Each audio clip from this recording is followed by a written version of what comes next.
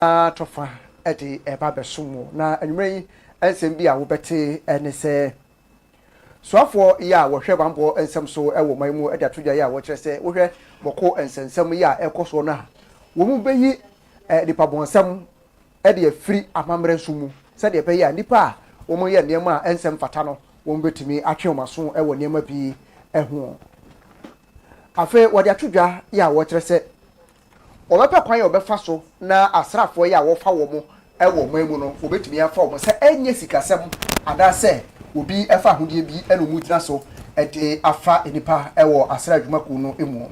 yewura mu ewo apomudi mu so de futuo ede ama Ghana fo nyina se wo mo an wonhwe se de be ya enipa bia ebi wo ho ana owo adwemu hawo na ekwan ya nipa efa so etete wo mo no emfam na kwa so yehwe na yenyini nyina emfa emfiri honom enumo afutuo ko ede ama Ghana mema so kwan ya ofa so ye nsiamudie ye wo mpamu wo fa so edido no se ebetumi de hawo eti apreme mantu hwe ho yi pa e wo honsem bi e ka we ho ne abo nyina no e de ba besomo anwumre no nsia kase eso ida sita e ma adwumako ya daboma omo boaye e me de nsemi e besomo the I am media and professional studies ka ho bebo papa ama watimi agina na so science and dragman epie e na wo pa ye dia e na no bebo awo ama watimi agina na so yi pa e na gad e ya pos ne anwumre yi pa nsanka bi na emo awo se de beye na wosusu betime agina na so wonimu de enka bia ema ho na afi wosenso ho be de pa edi ama Center for Apostolic Ministerial Apprenticeship wo ka ho bie e na wo ba gosem travel and tour hala sevia Heba Center and afi Eden Hills Residential Service wo mina ka ho bie e na wo bo sika fo manwure yi ye ba besom wo yani a wo hwe yi ama ye de kase yi abesom wo eyeme o ma hene kufi asempa mene na nekwia acheba achebusi aye begina we so na ye twa ye ho akwaba ye ba ensem no enchemu akasa ye de besomo ye ba sisia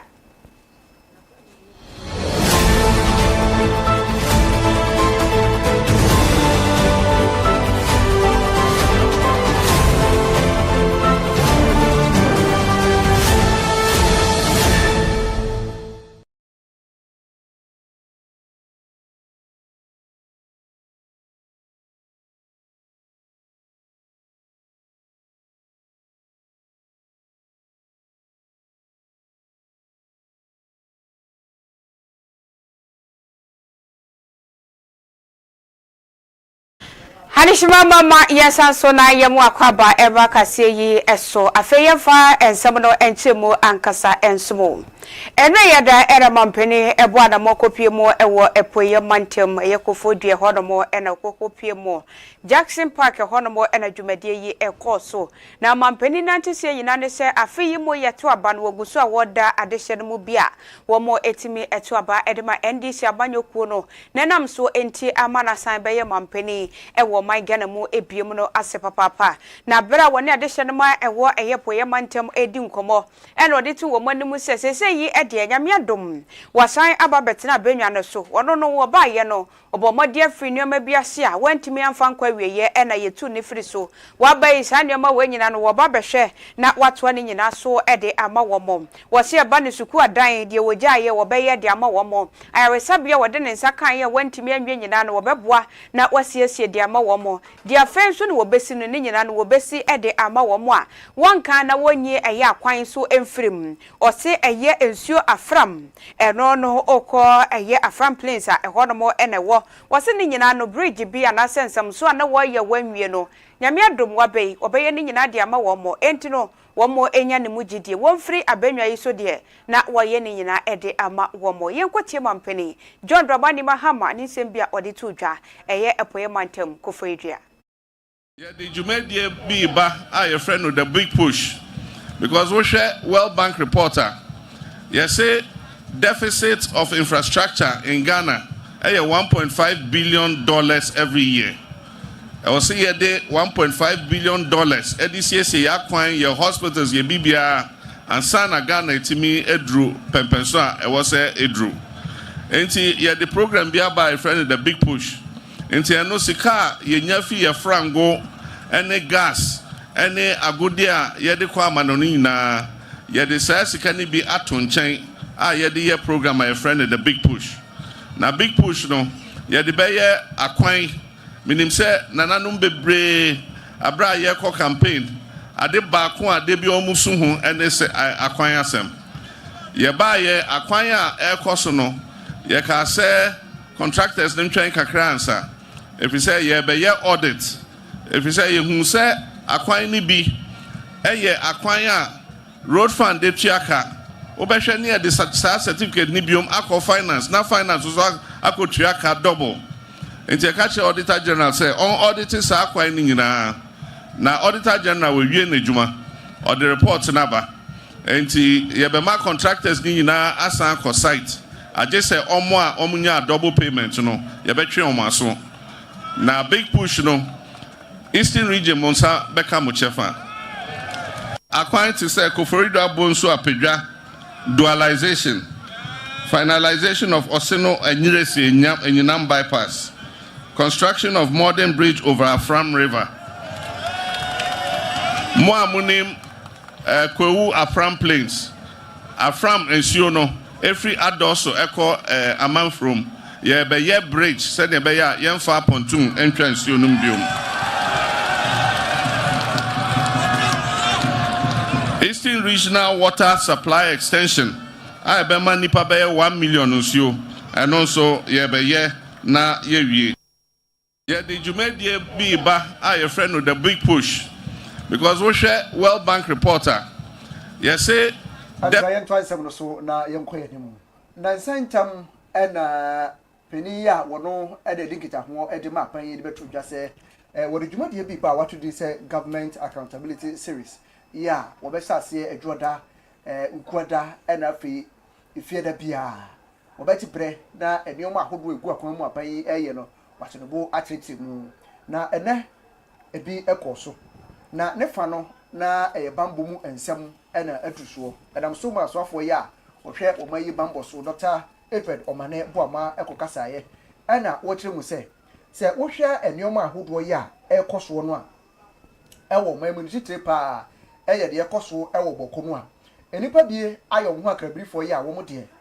wo mo ayese abohuru ye mu jampo mu ti mu da dan de nyina nsem woni nko a ene wo pese wodi enu ti Dr. Mane Boama kyere mu se wo hwe eniema ekoso ewo bokono a de ye amamre obi ye sinchen de ye abonefo sem ye nipa bi apo mu ti mu se mu ti no sa de wo mo nsoso wo metwe nipa bi e de wo magina emranim wo kyere mu akere se wo hwe de ekoso ewo hono mu ni titire eye yenuanu ma woboko na afi wonmo so ewo alavanyo de asrafo pi ya no motu a wotu a emfa sodwe ma na sa nipa nyina obomomoten se wo betwe wo ade wo magina emranim se de se na fata no wo bibia ehu bonwu no emra atimi ene na dini ye papa.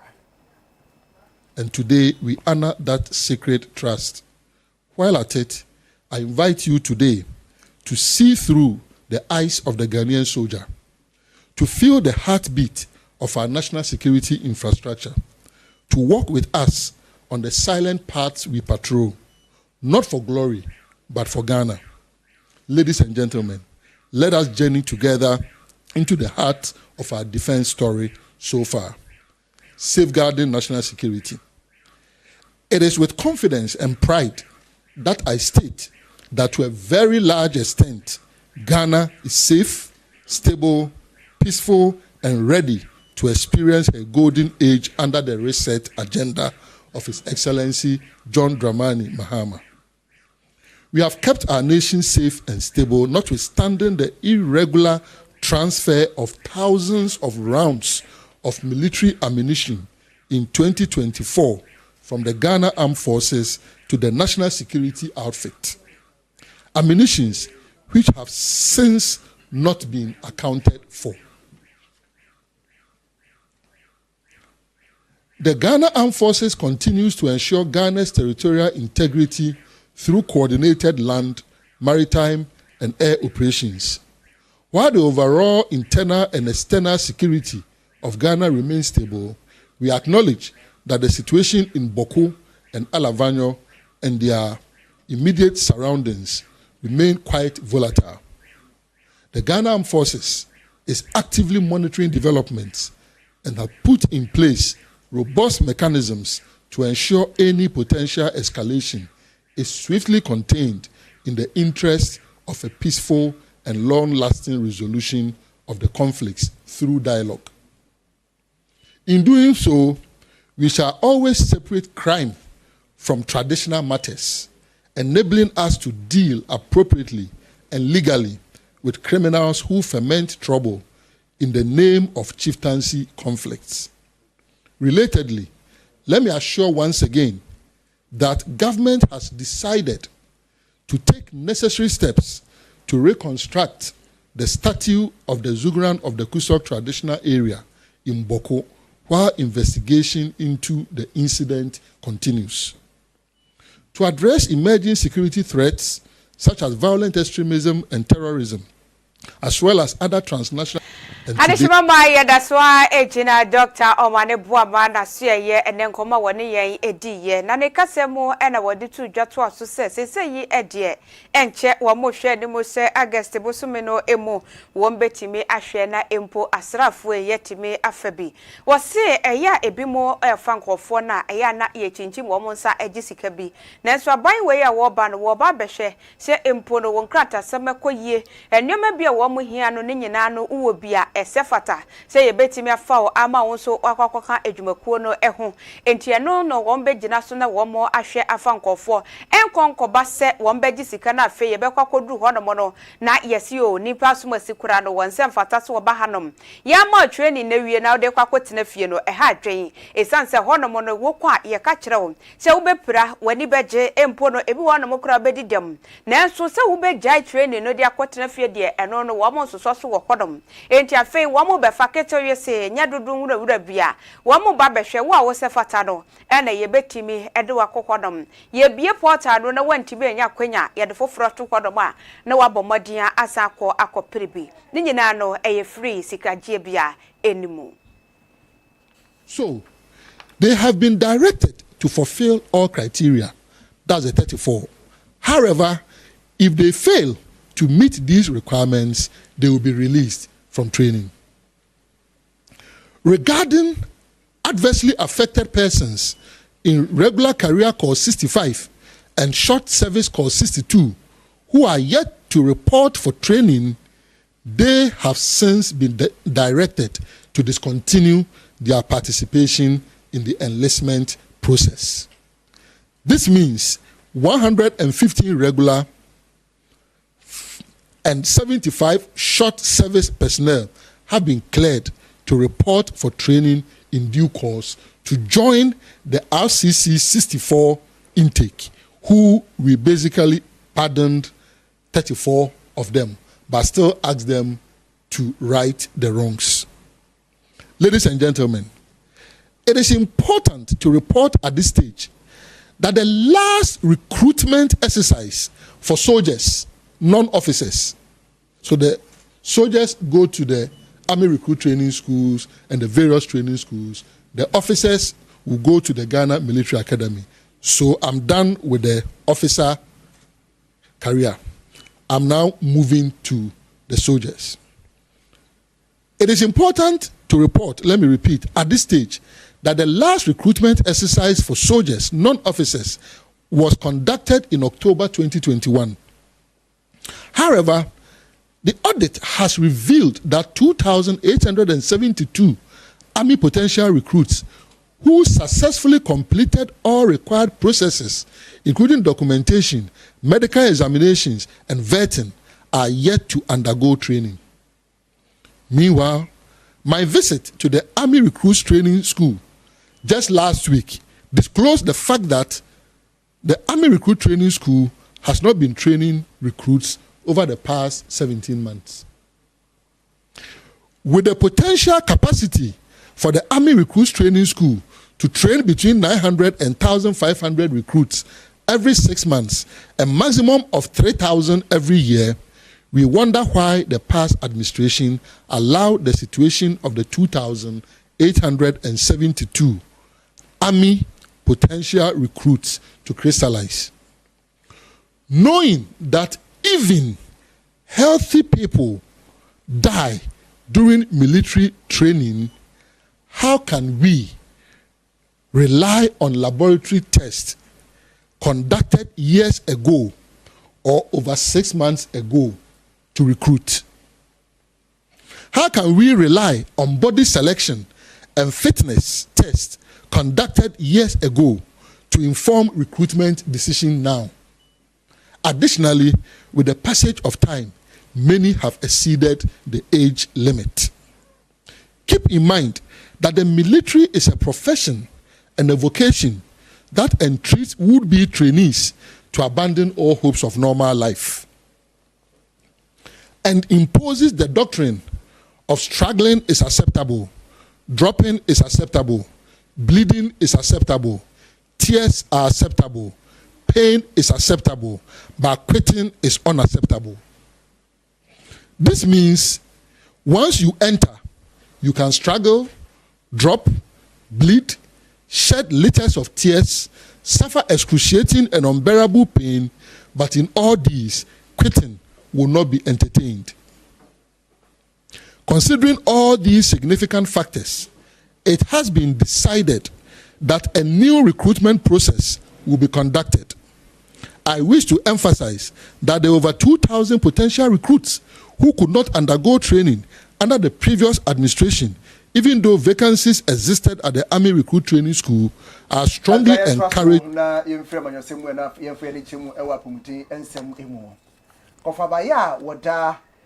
Abena te ministry ano Reverend Abena te na wodi afutuo amagana fo nyina ese edrubre bia ya na wo mu asebe wo manya adwene mu haw kakra na wo mu che ayehwe no wo behu se Ghana Ford won se tete wo so a empo ugira ho a wo de nipa no edi nkomo no na obi enwinwi edipa na adwene mu ka ne se na wo de edi nkomo empo obi ahunu wo kura se wo fira yaresabia eba ya wo firi bia ya wo mu hwa adwene mu haw kura de ne yere ni na wasem kra de ne yenka obehwa wa ade ne kanche ahwewo na eno ana obapani ekire se yade a ha adwene yi papa sanse kwan ya yefa so na yehwesa nipa mienu no ya na ete akoma sanse masa nipa kwan mpo ma abra o wadwene mu hawo ntumi nkọ enkonkoje ayerehwe odi sanse mi nyina atrudwa abra na abasobode adwumadi bi ekoso a wono ne ministry yi na Ghana Mental Health Authority ene kabo mu abasobode a odi sanse mi nyina eto Ghana for enem bebre go through enyoma omuntumi enka ho asam say ye no ye wo community and I say baby ye fi omaya ye fi mo no culture and my enquire my yentimi enye free and voice in your my femo into washa and then nipa to na go through depression from akwalasa to penny so nipa no to na entwa but legit say obi tumi etu ne ho si ho na oti oye voice ma won a won tumi enkasa mankofo ti ase say adwemu yade enye ade a ede yen ekọ owo mu ana oseye mu gise waye wagin say woni obi nka ho asem Bible say India ne menni no eno ntina yen ya perish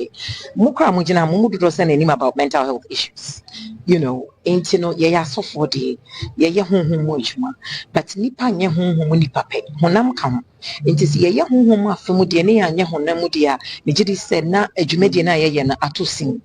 enti ne omo kan de ye nokre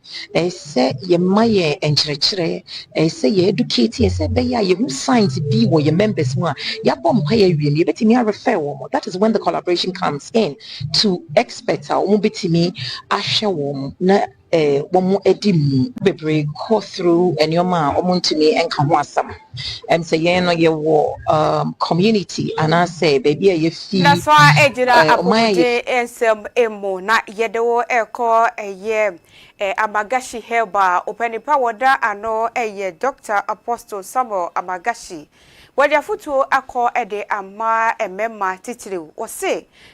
no o my Ghana mu kame esesu atra ebroso ewo my Ghana mu enkane obi ene ne kanchima bia na se ne hukani ebedi mpama gora ene na se nu yamu ya wakane timu wono ma na chese wadia ma no wo hono ma na so se no Ghana mabunu no titiri mrantia no wo se wo masuasu stars ahodo no ha dwe papa titiri no wo bodi se no dogi no wo se eno ne kura de ha dwen yankasa sanse ugusu wo ye ni nyina no abrantia na ete wa ho ode so ma stroke yade was here now be quiet sabi si o 30 years when you stroke 35 where was here ni nyina no dog ni ka ho enti no enye yie no anka mo san kofa ye na nanom Adam ni ifidie no na mo nkonkofa no ene oka ni tim wo no ma na bebrebre wa ye wie na mo nyai wose dog ni kura no nyame ne nyansa mu no sebe enkraman no ye ma wo mo wanya manimpa na ya fatu ya konso asese no a ene ye de na mo my god mu no wose yansesa ya adwen abrantie wanyai wansesa no ankofa foforo de ene enche stroke no wo so bi be ya uchefa Dr. Bagashi eda SE Ninsem wadi tudwa ewa beku a wo kyerɛkyerɛ gadafo nyina titiriw eye emabunu ede afa yarewa ahodo bia ekyekye obai gada emu Doggy die enam so nti e benya doggy no aboa krama ohi openompe yi pa enipa bia nso nompe no ye wade bi omu a ye fe ne bone marrow eno na e change nipa moja esesa moja na every 21 days bia enti sa aboa krama ehu nyansa sese wo we nompe ya nesisi mbe den na obenya ahonde a eno na nam so nti a ye frɛ aboa in them no ye frɛ ne se doggy che se nipa nso hwɛ aboa krama de aye the same thing because aboa krama ohu so wo che wo yire na anya very careful ahwa wo yire na lu kwa be fite wo ho enti doggy ne de ye opposition a itimi position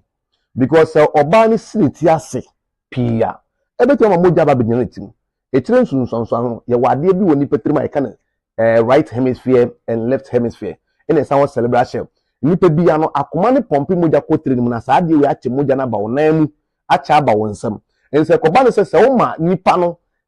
ma odogi no osineti ase a the more na mudi mpema gro no moja e woni pedon pressure ni nyina ba bedina ne training na se oso na se moja na ntuan sanan ba etire nsunsunso ye stroke enti kraman kra no sebi so oni ni nyonko da ni nyonko kraman no ba no ne teach nkyere wiem enti no kwa se mumma enema de no masie mu tiase na ne tuni bo wiem ebe wie no etire stroke na nam en Dr. Magashi de media apa mo kwa anwomaso enye na num do because se obesi utiase ni opeja utu na kire wiem na moja begina utu na de yare abre de anka mumma ye kire positions no ma uti ni kire wiem kakra se de be ya moja nkogina utu because e ma abre hono ma no kweri eno omo hini muta kwa omo hini wakana no hini mbo no moja kogimitim moja na ntimi nsane ma ti Dr. Magashi de sa doggy style no be ma kwa na se what ma doggy obi won kwa ma doggy no na the whole bounce na assign the etu and also can stroke that so that when because won ba ahwe obese mo say you know ahwe obese aboa krama e be wie no na a stroke actual because empema good ye eye na nso se de bitare no so anye ne ya and also sa fa yare e de bere doggy die enam so nti e benya doggy no aboa krama ohi openompe yi pa enipa bia nso nompe no ye wade bi omu a ye fe ne bone marrow eno na e change nipa moja esesa moja na every 21 days bia enti sa aboa krama ehu nyansa sese wo we nompe ya eti abusia no stars no de esa de esi aye no boys e je hu ebi tira seasons ni ade nyina o mani je hu anti data kan so de o mate e fa de o mfa ko se bi tira seasons nyina wo pe abusia yem fra ko bidi mu na yenko edwade mu na mobile phones and accessories dealers association of Ghana the nkrabata ye what you told here one kind secretary and mo kire say awo ya de omadwuma ya fa Ghana fo nyina tonton mobile phones bi and you wuduru kwana no obi sai how is say wo pe cover sa na akakọ ya na wo ma yen centrofo isi mo kasa fa ho se da bi sa de ya ekoso enye Ghana Investment Promotion Center wo mo act 865 no crowd there dance say sa boje ide enke Ghana fo nko na se so mo ye nanso so wo ba hwe na abrofo ya gya ye wo se enkrofo bi kura Nigeria fo bi o mo ba pa no mo besu atwi wuduru ano ho no mo bisa wo pede yi sa no mu sia ti ama wo badwuma na ekofo papa to mo sere se be enmanim ye yi aban bra ma nya sa o metro mo hofo na omo a eyo o ma se de se omo ma emra eye adwuma no omaye ne pepe se ne ye hwehwe ye fi se adwuma ye die enye ye nkoa na ye eye trade union a ye papa Dr. Obinda no eni edu akodo a wo bebre abomodra try say omo beye nenso ye guso enwie beye na ye pese kama Ghana 40 as ye say say I am penifue ye be kwa kopem say entopa no asie betu unity one ye nyina ye nim say Ghana ha eye circle ha ye ha kese pa e wo ha eye ahoho a wo maji adwuma aye ahoho aji adwuma aye e wo circle ha ama e di oha bebre aba ha ye sika ahye adwuma bia ye wo circle bia ahoho aji aye eniema ye ton table so ahoho aji aye repairers ye omo repair phones ahoho aji aye mobile phones so aye ton ahoho aji aye na adia ya kra ni se eye omo ma ye niema ye go Dubai e go China e go for niema firi omo nche omo nga se otuma ye wo ye dwa yi ama adwuma na ye Pakistan for omo na atwa ye dwa yi mu ama niema na omo de ama ye no ye fa ne se abusuafo ye de ma 10 cities ya wo ba Ghana no no de abetra wo nche na wo ton 9 cities ebe ye dey ana ayeji ebe ye dey ana etimi atua stock ka ebe dey na etimi ahwe ma ebe dey ana etimi employ workers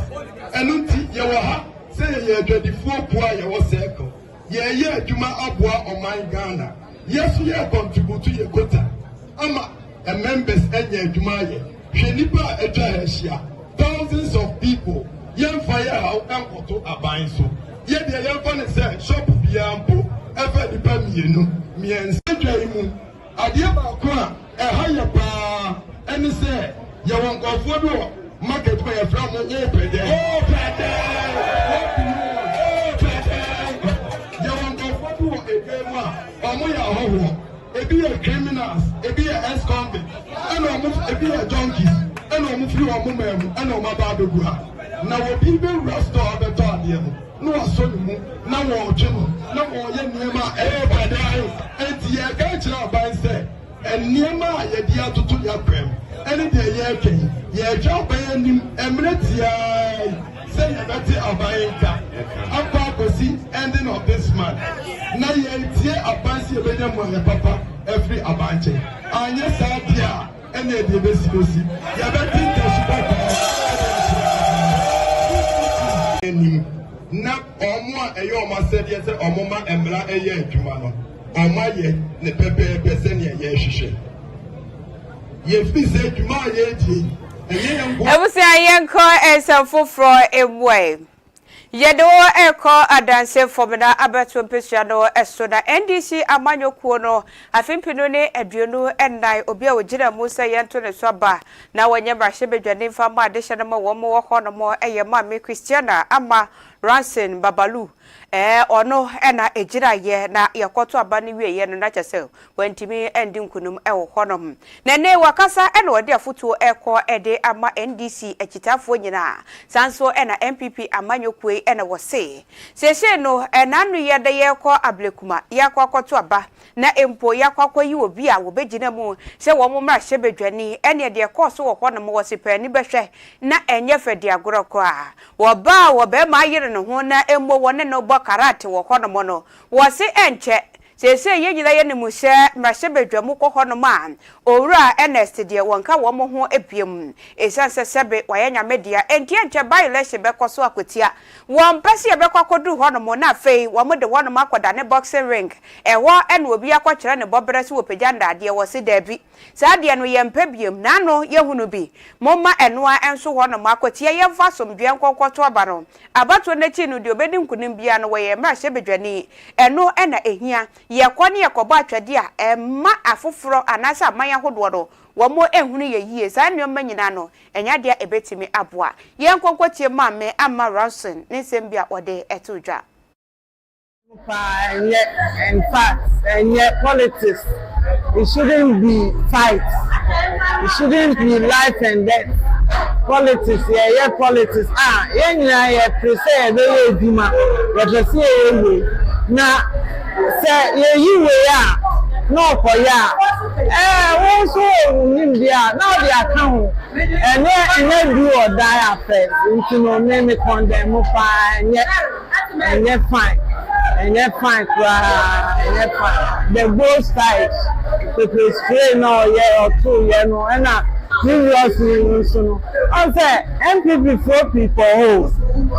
MPP 4 people then on kwa and assassin with too and I'm previous in same day I have to say after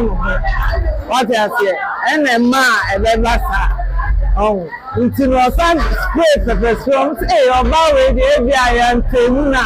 e bi a obesan chitu krampo ma enye fe ni how akum so any minute e wo woman in politics 2012 ni nínú yẹ political school and son o ti wa akoye MP until friend send your any there. In fact, on Tennessee, no son,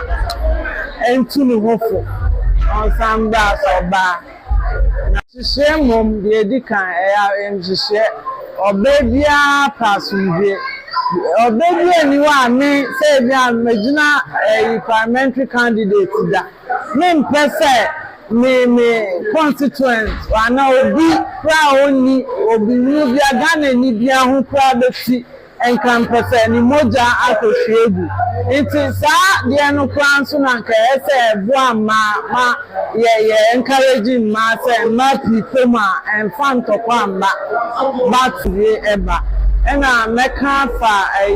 akotia dia ye koso so na se party ko na say NDC party ye register seat no na ye ndia nti enim say my election there ye papa John Dramani Mahama oye na memu no krampo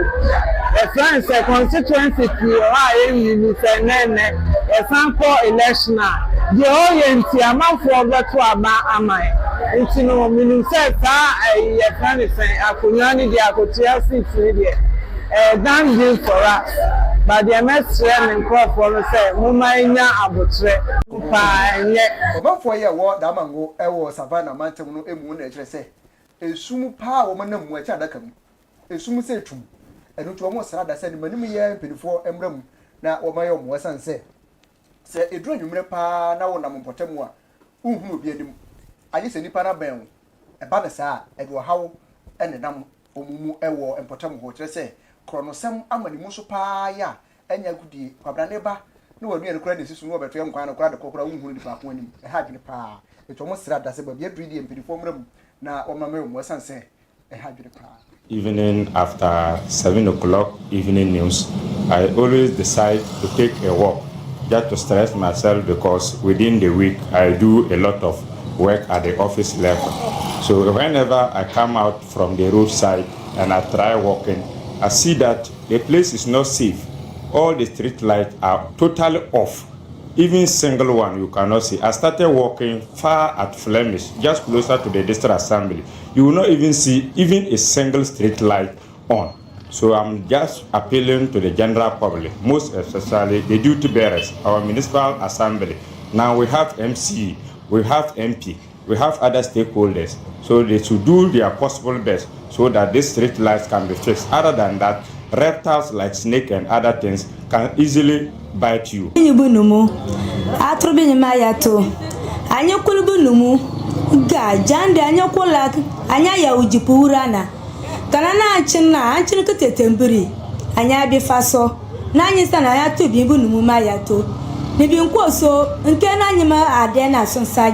Adena na kwekeni afanye maso kabra adena bare kemene keni anya ka tinara anya makama anya mantonwura adena binyibu numuna na nyinwu ne biya tonwurun sanyi amsana ambe kole anya ya ujipura na anya chena kwatana afaso kobona ba mu butu sanyi na anya kole benyega binwu anya kuwar anya tutu na alebinyi anya nuya na alebinyi biya nya anyi mukichimu kobo biya nya anyi medespa Benjande because on Rade na Sanye, Nayet Kenny, and finding my so and Tankena Yagba Mayali, and your kola. Months now, my little area is so dark, and I've been following the current MC for the municipality to actually do something in that regard in fixing those street lights because without lights movement in the night is very difficult. Even people's items are being stolen from people and all of that. Evening after 7 o'clock evening news, I always decide to take a walk just to stress myself because within the week I do a lot of work at the office level. So whenever I come out from the roadside and I try walking, I see that the place is not safe. All the street lights are totally off. Even single one you cannot see. I started walking far at Flemish.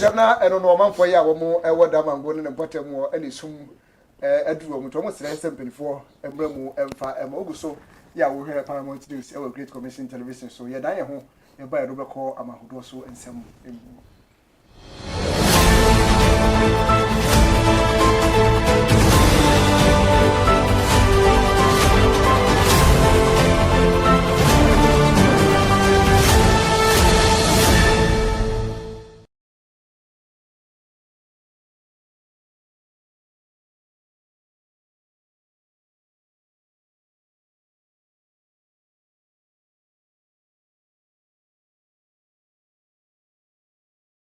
Oh yes! A brasso say ubeba o diet so person yen training no abem. A kwina bie. Ejina mede the I Am Media and Professional Institute echrewe. The I Am Media and Professional Institute eye bia ye tete zentrefo. Emo mo be yen zentrefo mapa. Ye de wom kra ne say practical ne 80% and a theory eye 20%. So we wanted to hear what the I Am Media and Professional Institute. Yebemo akoye internship our Great Commission Television and so Radio SM Online and now radio and now TV station here at the my Ghana and Titiana Yedema ono ebine graphic design, motion graphics, video and audio editing, camera handling, TV and radio presenting, communication skills, media law and ethics, media production, news writing, editing and reporting. It is a JHS Nwerie and now SHS and now pushing upon say University. Akwenya ne daoma. And your men say adajo Fred the I Am Media and Professional Institute CA. I was 0244 346 632. And now with one office. What Great Commission Television. I will Nungwa Cantamanto. Omobe St. Michael Primary School. The I Am Media and Professional Training Institute, where professionals are trained. Shannon Sose Singapore is accredited by the National Schools Inspectorate Authority. Nicho Mutia from Nasia.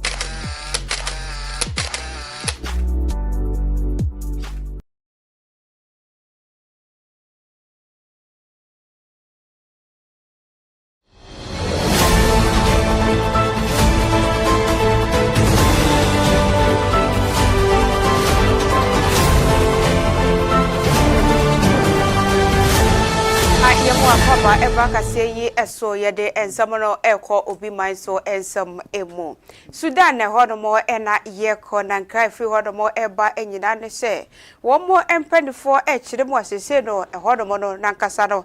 kame esentoko a esi ye wo hodomo womo nyanku wieye entini womo ntina hodomo ema obi foforo so emfini manso eme ha womo adwe de enche womo kasa nyina ene se womo si womo atira cha ye hwehwemu ahunu se WhatsApp ye sese ye nyina Ghana hanomo obi ajatum na obi atimi kobi se de adehye no mo ene ne wo mo eye voice call ebi kura de wotimi eye video call ene otiaboche kura no wo wo kasa wo se efie de ya edeye ne mu ya wo mo hweti ntontan wo Sudan ma mu obi ane ho no mo a wo be fa ne phone se wo uploadi anase wo downloadi WhatsApp bia ho ho no mo ene wo phone no de wo betimi de ya ne se wo ye call ni wi eno ano no na se pa se ni nuane ampa betra ho no se wo kwa twe WhatsApp bi e de atu phone so na empo no wo no obi akwakwodi nkita ho e wo ho no mo kasa mu na mo ye video call uwie nso ade ekoso Sudan na wo bo na mane wo se saa nneoma wo nyina no wo mo hu ne se wo mo nye save wo ho no enti nyade wo mbetwetwe wo mbesoso saa nneoma wo nyina so enti kwase de ye ne mu ya de Sudan wo kɔ ho no mo de a WhatsApp no ebi enye adwuma e wo ho no mo biem wo pe wo nyonko afre no eye no ma akɔ ne ne bekasa wo nti asiafo ka to ane ba bia wo pese hunu no nso ane ebomode a to nsafra no so wo mra wo nche se wo so e na wo bekɔ ne nche ya no makodi nkomo no wo kɔnom na so betina wo dem ada wo dem no waye video call anase wafro bi e wo WhatsApp de wo mu kire mu sesesei efi ade ye ba ya de wo mo enso so sa ne ma no so e wo kɔnom wo mo mpanifo a eda telecommunications ano e wo hono mo na ede ensem eto dwa wo mo nam nkrata a wo panipa wada wo mo ano ne nsa ehase na wo mo kire mu se wo mo de ensem eto dwa everywhere na yenko anigide ensem emu Breakwater Studios ya wo mo ewo California eye dwumako yi a eba na se documentary pa ene omo ye ho ateye papa pana na nsantem ena omo twa ba ko bi a eno omo de Ghana enioma ahodo ene keka bo mu ede eyeye na opani a omo de no eye Reverend Chris Hayes wono ena omo yusu no ya omo de no eyeye na abra dwumade no ekọ awiye sa do na esese wo hwe na Ghana Academy of Film and Television Arts wodi sika esom Ghana sidin empemo ha ede ema wo mo se de be ya wo mo de beboa se de be dwumadi a o mefa ni nyina no wo mo de etua ka ne no ana nam so ama Ghana Academy of Films and Television Arts wo mo tira so ede se sika yi akwakoma National Film Authority se wo mo nye na wo mo fa mo se de be ya cinema ahodo yi a wo oman mu no nimpuntuo ebetini agira na so yi papa na abra wo de se sika yi ekoma wo mo no Dr. Farah Arendo ya wono ena ye president edema Ghana Academy of Film and Television Arts wokasa en wo kyerese wei eye didi kan kura ya ebie kwan ede ama chapter foforo kura se Ghana mabu na hodo ya wo mpese wo mo ho eje Ghana sinitwa mu no ebetimi aboa na apega wo ama wo mususu ani so edi hunu ya wo mo pe no etimi akoso yi pa ede ama dwumati yi ekoso ewo National Film Authority wo mo conference hall ena dwumati yi ekoso a wotane sasika yi ede ema wo so wanye na wonfamo na fe sinima ahodo ya wompese omusie ba bi pese omoye nsisi ahodo no omutimi nye na ne nyina enkore ne mpa na moa se de be ya o my Ghana so yesinitwa no ebetumi agina na so ye papa absana ebegina sanseme so na nwre kase de be so mo se Paramount News no ye de nyina apa na we de aseda ema Eden Hills Residential Services o madawro mo pepo awo amatansie na fe nsase ne nyina wabo amansa akame hola sevia Heba Center eya resapia ya ba no se pumti party ebepo awo abo timeti na so ye papa go same travel and tour waka ho bi wo po awo amo konto sem nyina aye kama eti amawo enagad eya pos ne nwre yi abra wo koda no bomodi pebi papa osin ebepo awo ama osin anya hoten edumuka de beyi nyina eti efri ho yumako ya daroma eno mo bo aya nwre yi ye besomo akenkafo ye bienu omahene